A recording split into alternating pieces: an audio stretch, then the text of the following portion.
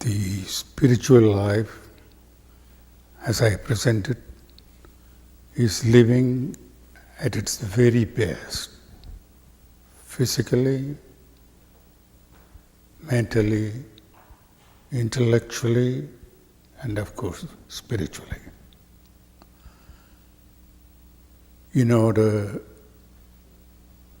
to develop this victorious pattern of living, the 8-point program that I have followed for the last 40 years is one that I would recommend wholeheartedly to anyone who is capable of determination, dedication, and devotion. This evening, I would like to talk about what may be called 4 stages, represented by the Sanskrit words Salukya, Sarupya, Samipya, Sayujya.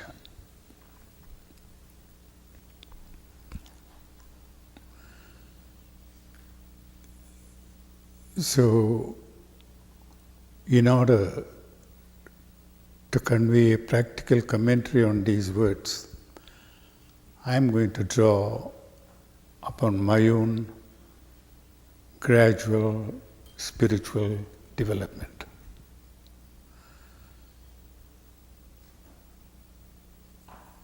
The first word, Salokya, Loga means world. Salokya, here is the spiritual world.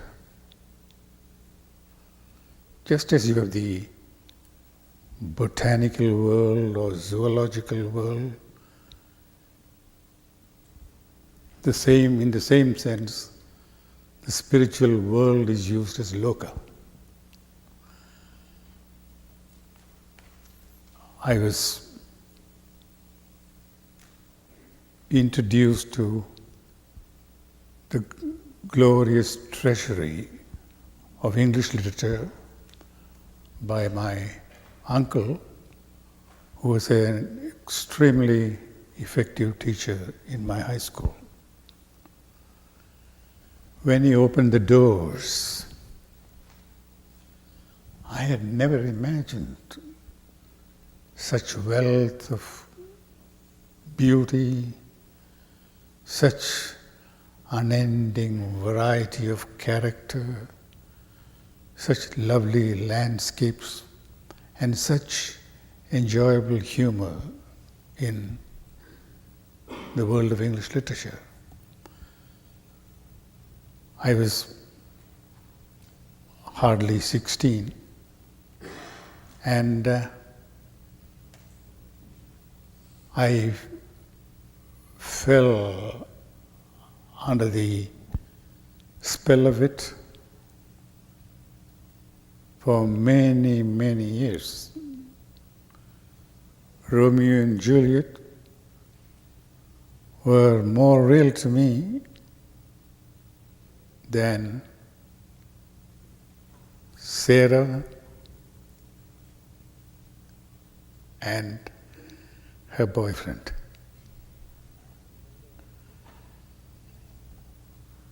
Othello and Desdemona were more real to me than the friends I had. I'm not making a rhetorical statement. I got more interested in them. I got more satisfaction in their company. I used to dream about them in the Forest of Ardens. I must have met Rosalind many times, because what you think about, what you read about, what you dwell about, that is what you dream about. Then, through the grace of God, which to me came through the grace of my grandmother, who is my teacher, and through the personal contact with Mahatma Gandhi, I slowly began to turn inwards, little by little, poco a poco. And I want you to know that I continue to function very well as a professor, very devoted to my students, and with a wide variety of cultural interests: drama, music, dancing, and even a touch of soccer and tennis. Now, gradually, almost without my knowledge, my interest began to change.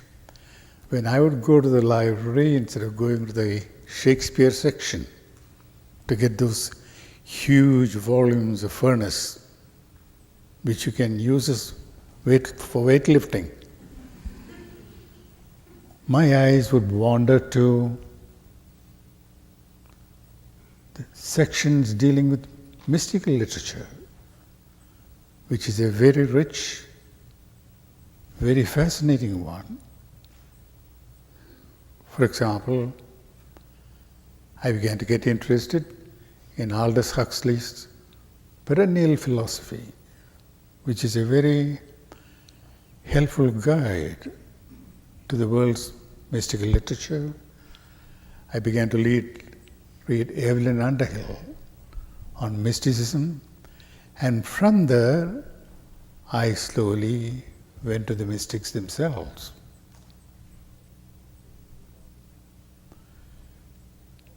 Teresa of Avila.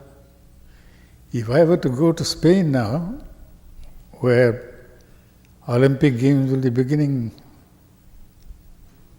next week, you may not believe that's not where I would go. I would go to Avila.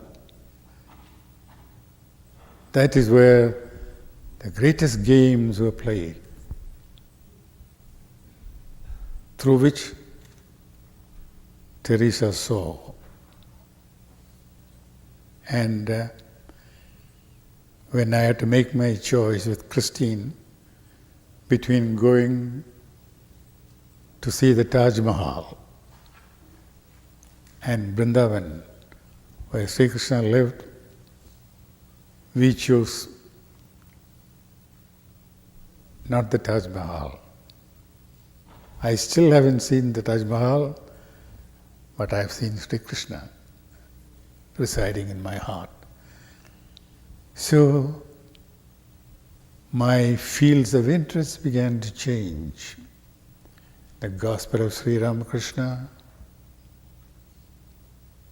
began to consume my passion, and you can notice in yourself, as your spiritual awareness grows, that the books you read, the books you study, the books that help you are those left by the great mystics themselves, whether by Jalaluddin Rumi or Ansari of Herat in the Sufi tradition, or by the compassionate Buddha, the Dhammapada, or the Upanishads, the earliest source and the purest source of the perennial philosophy, and the Bhagavad Gita, which is, as Gandhi calls, our daily reference book of living. There is no problem to which you cannot find a solution in the Gita, and there is no limit to the height to which you can grow by practicing the teachings of the Gita.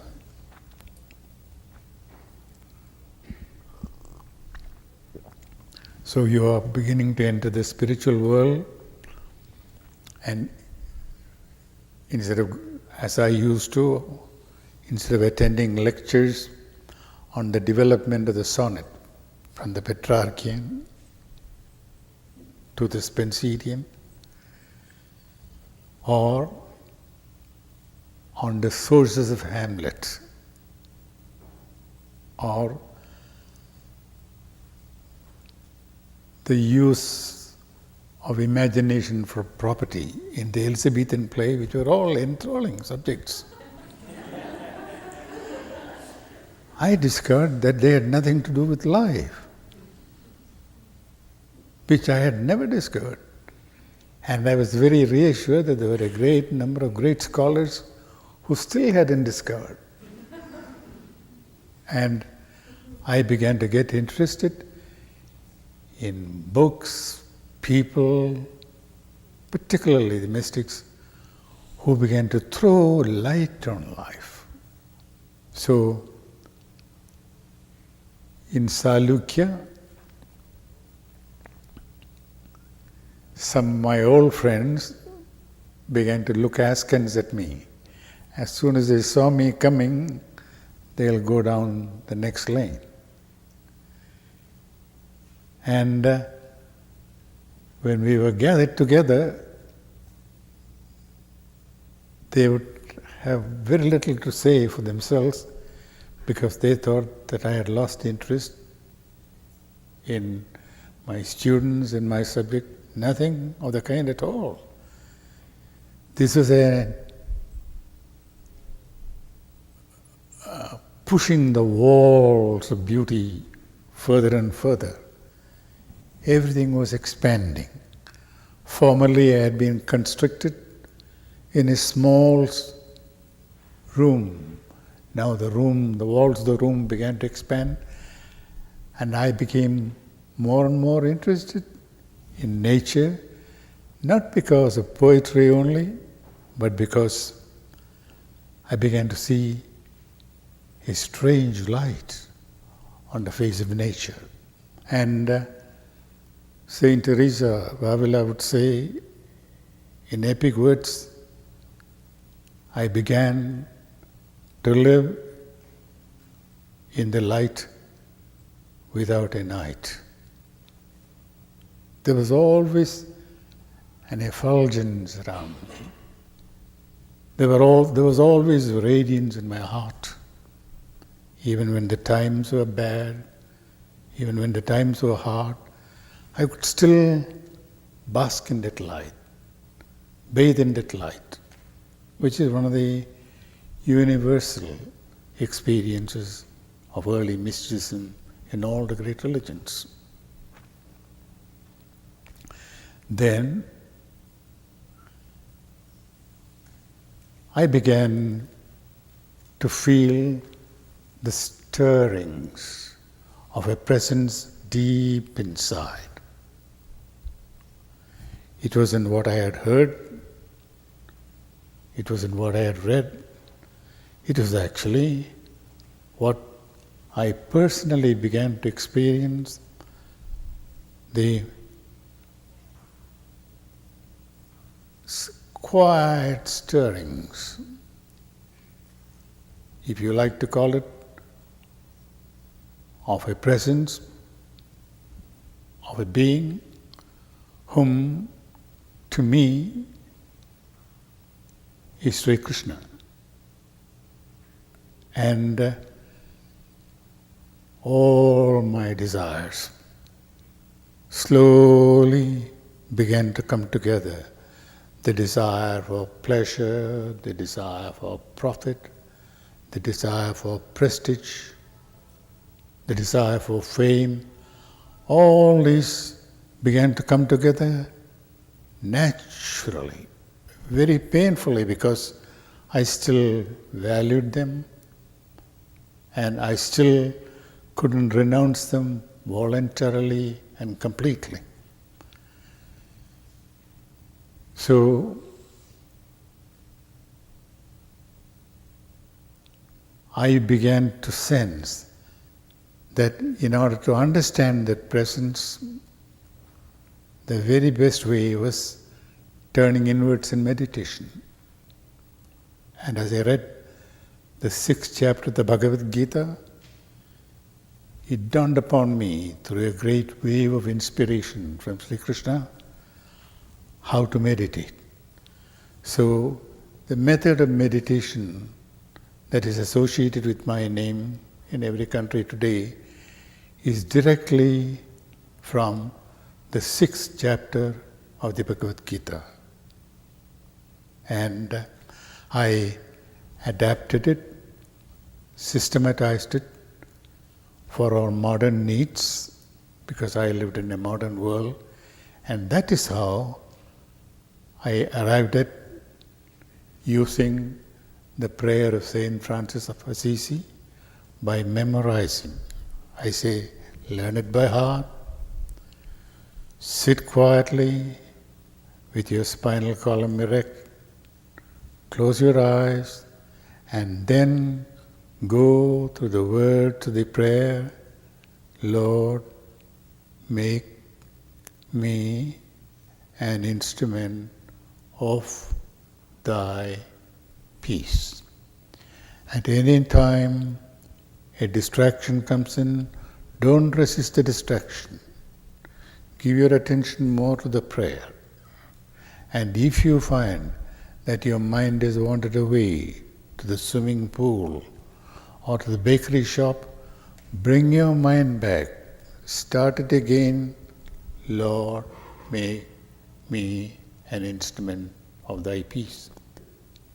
And it was after I began to sink below the surface level of consciousness that I realized I was like a little baby learning to walk, like Rick's little boy learning to walk, falling down, getting up, falling down, getting up.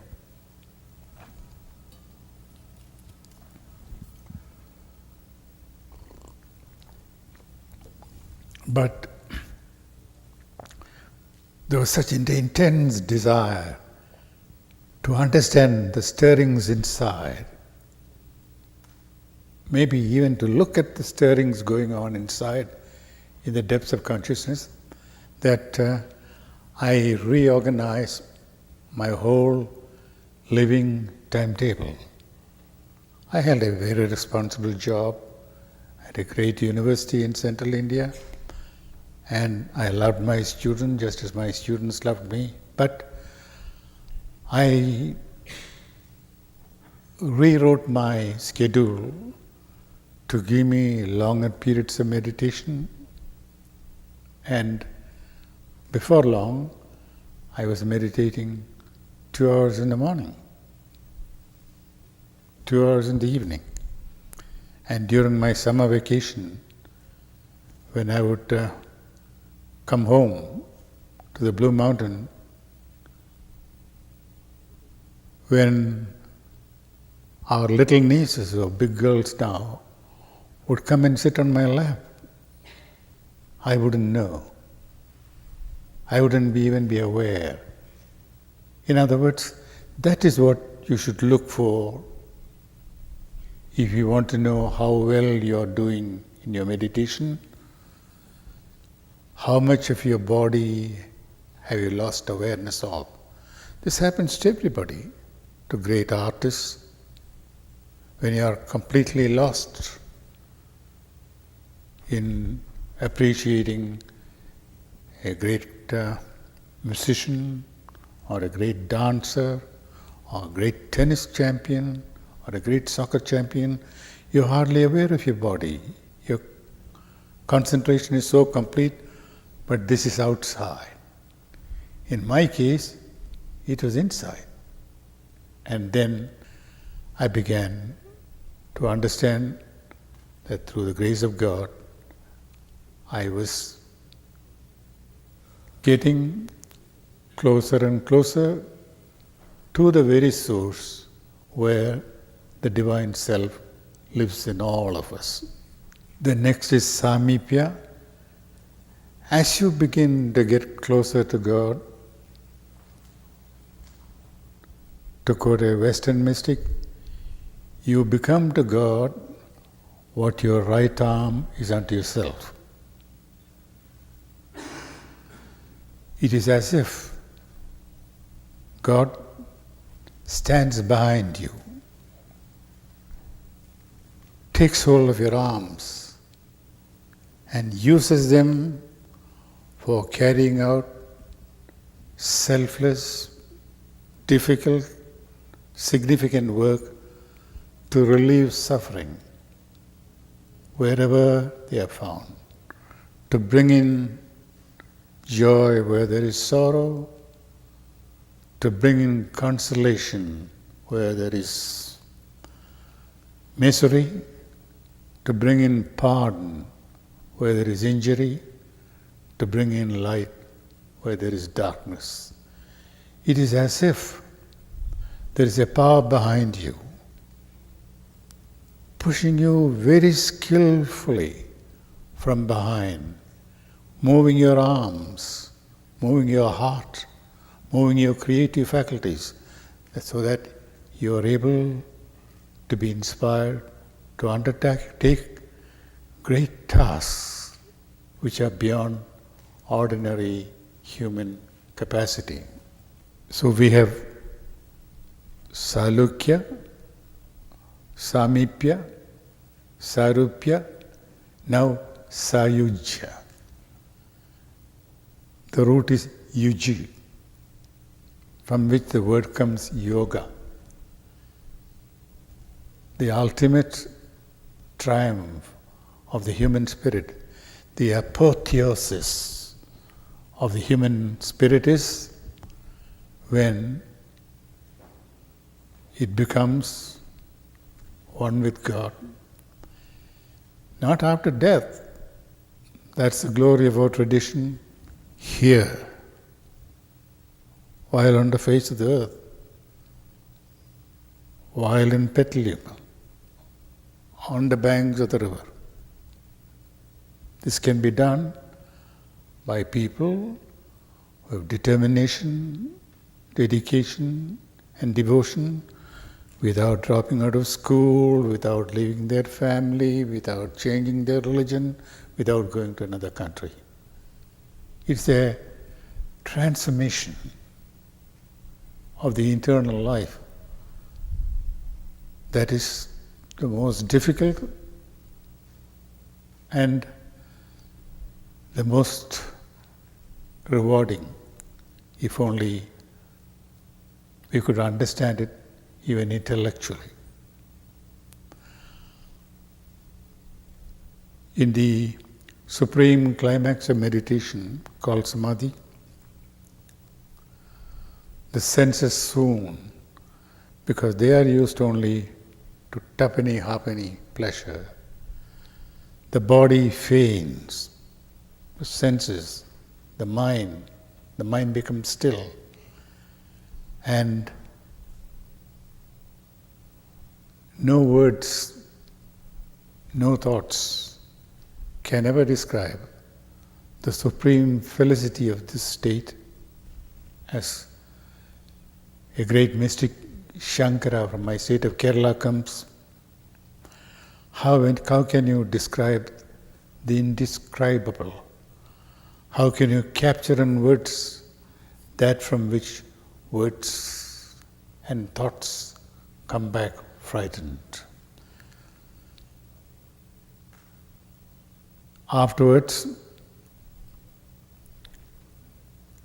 we are not a separate human creature. We appear as human creatures, but we are not separate because we are always touching God, who is the source of our joy, the source of our love, and the source of our power. Many, many great figures, Francis of Assisi, Teresa of Avila, Ansari of Harad, Jalaluddin Rumi, Mahatma Gandhi, Sri Ramakrishna, Mirabai, Kabir, the Buddha, Shankara, they have all reached this state. And even after we have reached the supreme state, our mystics unanimously acclaim, after the body has been shed in death, you can still come back to take on a new body, young, healthy, strong, beautiful, to carry on the work you left off of saving the forests, saving the topsoil,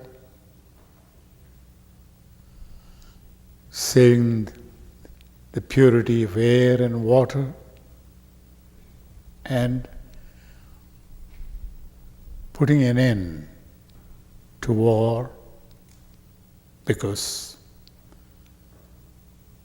as the song said, when we are able to live in complete harmony, there will never be war, there will never be violence, there will never be discrimination, and there will never be prosperity in one land and famine in another. This is what the spiritual life means. So, please aim for the highest in this life, and to remember that all of us have a part to play in learning to live in harmony with ourselves, in harmony with other races and other nations, and in harmony with the environment.